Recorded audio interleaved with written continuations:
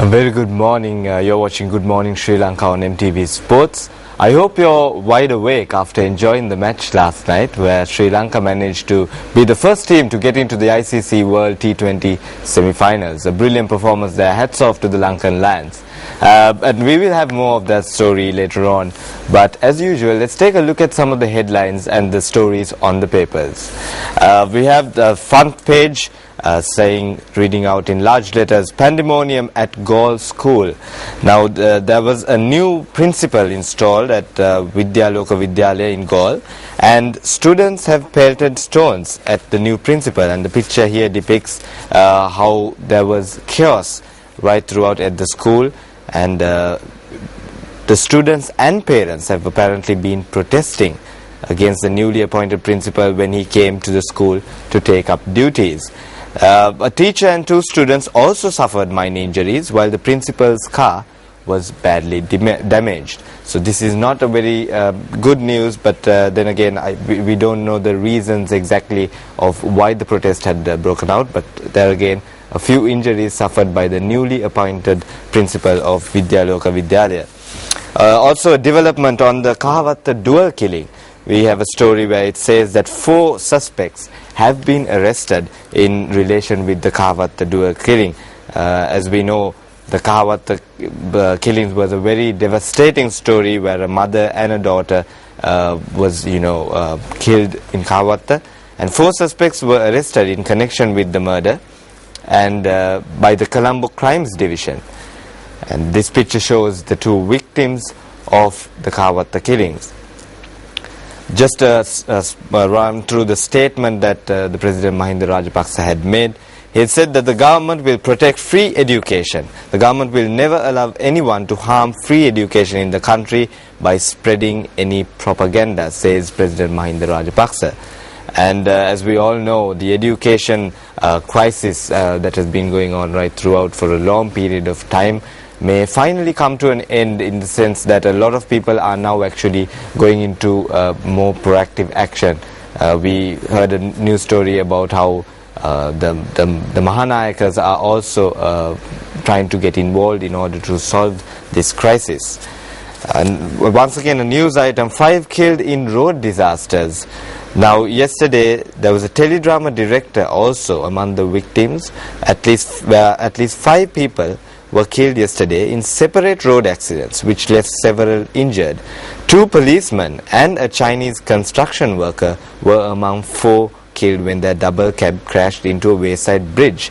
Now, what's more depressing in the sense is that the total number of road accidents up to July 2012, as mentioned on this paper, has climbed up to 598. Now, folks, we need to be very, very careful when when we are driving, and 598 deaths just occurring from road accidents is definitely not a good sign. It's very saddening news.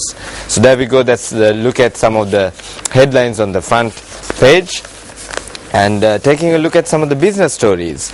The Colombo stock market yesterday enjoyed a momentary peak when the all-share index surpassing the psychological resistance level of 6,000 points.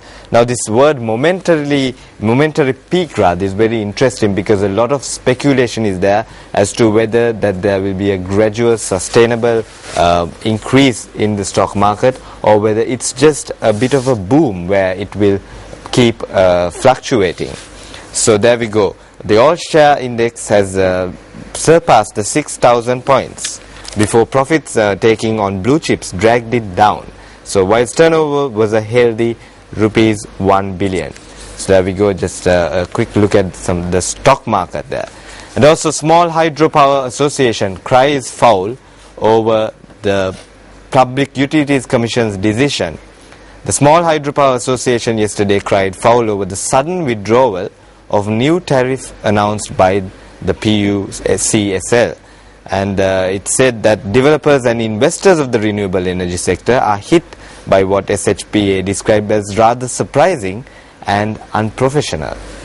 So those are some of the quick business stories that we have for you. Now, moving on to some lifestyle stories, in the sense, for those of us who are interested in food, I know that's a very it's a very large category because everyone's interested in food. The Sri Lanka tourism is going to be spiced up by the World Spice Food Festival 2012, which is going to be held in Colombo. Now just look at the schedule of events. On 4th October 2012, the launching ceremony will be held. 5th to 7th October, there will be further food promotions, and it will go on right till the 15th of October, where we will have a lot of different chefs and hotels displaying what they are capable of in terms of spicing things up. The World Spice Food Festival 2012, which will be held in Colombo. And also taking a look at another interesting story for those of us who are interested in photography, because I know I am, and it's a very widespread hobby that is just going in interest.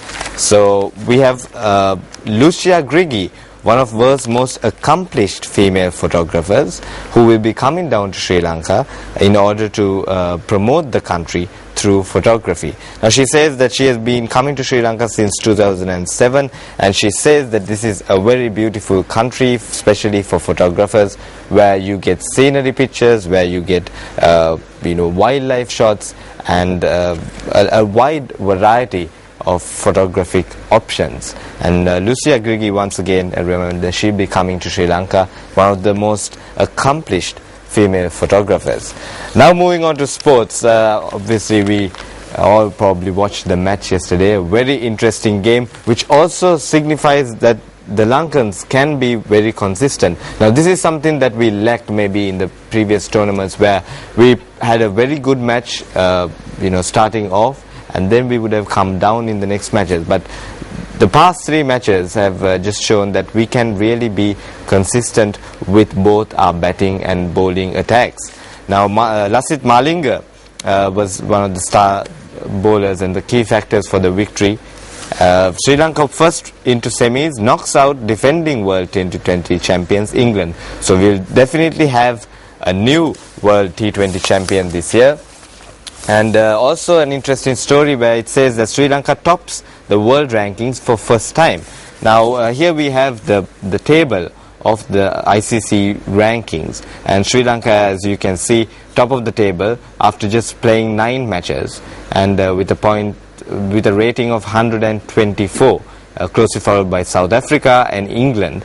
And I really can't see West Indies, who they are at number 7, but they will be in the semi-final spot against Sri Lanka, and that will be an interesting match. But I think the home advantage and the advantage factor, where Sri Lanka has already taken on West Indies and easily managed to record a victory, will play in favour of the Sri Lankan cricketers. And for New Zealand, it was a very sad day where they went into their second super over in this ICC 2020 tournament, and once again did not manage to win it. Now that must be very disappointing for them, because they're a very balanced team in the sense that they have a good bowling and batting attack, and but unfortunately the Kiwis were knocked out in the super over. The haunt of the super over came back for New Zealand after having been in a similar situation in the first match of the Super 8 in the ICC World 2020 cricket tournament against Sri Lanka. And the West Indies managed to record the victory, and thereby they will secure a spot in the semi-finals against Sri Lanka. Just taking a look at the women's tournament that is also being underway. Taylor and Watt guide England.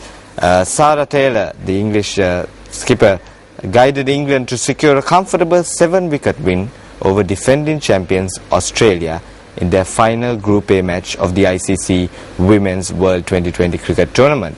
Now the Sri Lankan women's team did not have so much of success, in the sense that we are not through to the semi-finals, but it's a progressive start for us, and many cricket commentators believe that we have a lot of room for improvement, even in the women's game as well, and we will probably be able to do much better in the upcoming future world tournaments.